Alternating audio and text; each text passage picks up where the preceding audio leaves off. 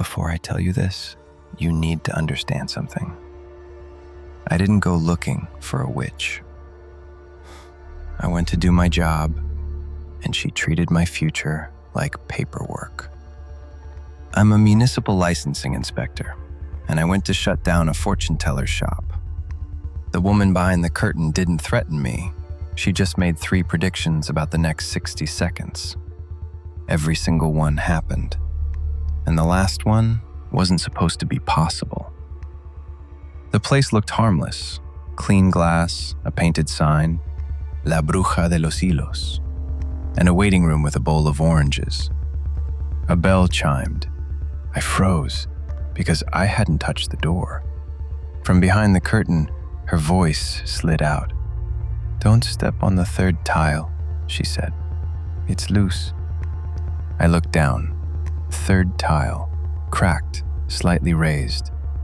I shifted my weight on purpose. The tile tipped with a hollow click.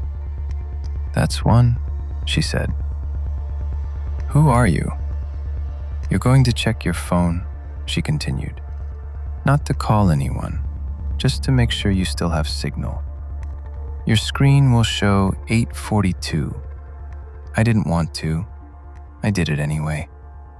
8:42. My stomach tightened, and on the next breath, she said softly, "You'll smell orange on your hands." I inhaled to argue. Citrus hit my throat, sharp, fresh. My fingers were sticky, and I still hadn't touched the bowl. The curtain shifted, and she stepped out. Small, older, hair braided tight, eyes like steeped tea. No candles, no show, just a plain dark dress and a thin silver ring. "Maria Elena Torres," she said, pronouncing my full name like it was written on a file. "You came to close me." I hadn't said my name. My throat locked anyway. "I'm here to verify your license. If you're operating without a permit, I can..." "If you stand in that doorway much longer, you'll faint," she cut in. "If you faint, you'll bite your tongue. If you taste iron, you'll think of your father." My father had been dead for 6 years. I took one stubborn step and my vision tightened, just enough to make my knees soften. That was all it took. I sat. She opened a battered ledger to a page with my signature at the bottom. My name, my handwriting, the sharp loop in my T. "That's fake," I said. "You don't sign like that anymore after January," she replied. "You change how you hold your pen." The way she said "after January" made my stomach dip. I forced my clipboard open. "Do you have a business permit?" She slid a document toward me. It was a license with my city seal and my department head's signature, dated last week. My supervisor had told me there was nothing issued to this address. "You're going to call Trevor," she added, tapping my phone once. "He'll say, 'That's weird,' and scratch the scar on his chin." I didn't touch my phone. Refusing felt like the last piece of me that still belonged to me. She nudged the oranges closer. "Take one. Don't peel it until you get home." "I'm not taking anything," I said, and then I took one anyway. "Now write your citation," she said. "Your ink will skip. You'll tap twice. On the second tap, the tip will crack." I wrote "violation." The ink tipped. Tap, tap. The tip cracked. Something in me went still. "You can leave," she said. "You'll still come back." "I'm not coming back," I lied, standing too fast. My vision pinched again. I grabbed the table edge. She didn't move. "At 3:17 a.m., you'll smell orange on your hands," she said, "and you won't remember peeling it." I fawned out and stepped on the 3rd tile on purpose. It held solid. That tiny victory felt illegal. At home, I put the orange in the fridge untouched. I slept in fragments. At 3:16 a.m., I woke fully, heart kicking. I stared at my phone clock, 3:16, and waited. At 3:17, my bedroom filled with sharp citrus. I smelled orange on my fingers like I'd been squeezing fruit in the dark. The fridge door was open a crack. The orange was gone. In the trash, a spiral of peel folded neatly like a ribbon. My hands were sticky. I remembered none of it. At work, I pulled the permit database. The license number wasn't there. Not pending, not archived, nothing. The nothing felt personal. I called Trevor anyway. "Licensing," he answered. "Hey, it's Maria," I began and felt the sentence assemble itself. "I have a license number that isn't in the system." "That's weird," he said immediately, and I heard him scratch his chin. "Where did you get it?" I looked down at my notes.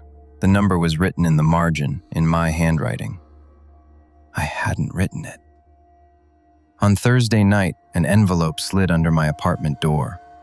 No stamp, no return address, just my name in that sharp hand. Inside, a cream card. Friday, 9:11 p.m. The lights will die. You will come anyway. I tore it in half. The hallway lights flickered once, hard, like the building had blinked. Friday, I watched the clock with candles and flashlights lined up like protection. At 9:11, the power cut in one clean breath. The building went quiet. My phone lit with a new file despite the dead Wi-Fi, a video labeled with my address. My thumb tapped it before my fear could vote. Grainy night vision footage. Her shop, camera high in the corner. She sat at the table, facing the lens like it was a person, like it was me. "You're watching this because the lights died," she said. "You're holding your breath again." Outside my door, a delicate bell chimed. Not my doorbell, not the intercom. Her bell.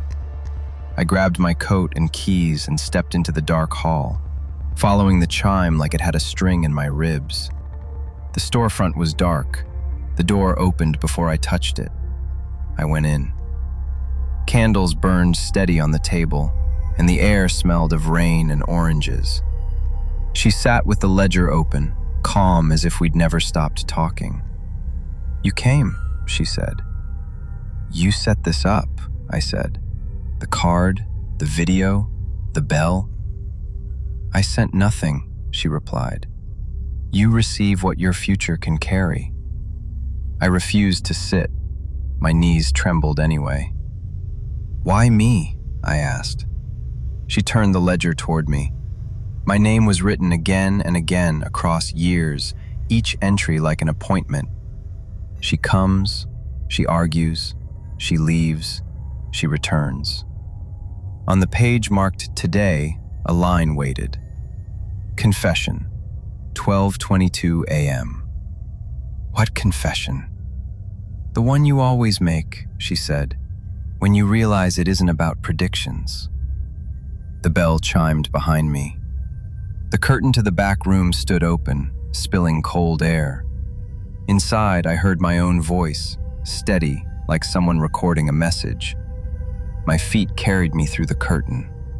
A small desk, a recorder with a blinking red light, a chair, a cream card, and a cheap pen. The recorder played perfectly in my own voice. "I'm a municipal licensing inspector, and I went to shut down a fortune teller's shop." My breath hitched. It continued, describing the bell, the third tile, the phone, the oranges, like the story had been rehearsed without me. From the other room, the Bruja's voice floated in, soft as a deadline. "Don't step on the third tile when you leave," she said. "It's loose." I looked down. In the back room, there was a third tile too, beige, cracked, waiting under my foot like a choice that had already been scheduled. And my body, faithful, terrified, shifted its weight.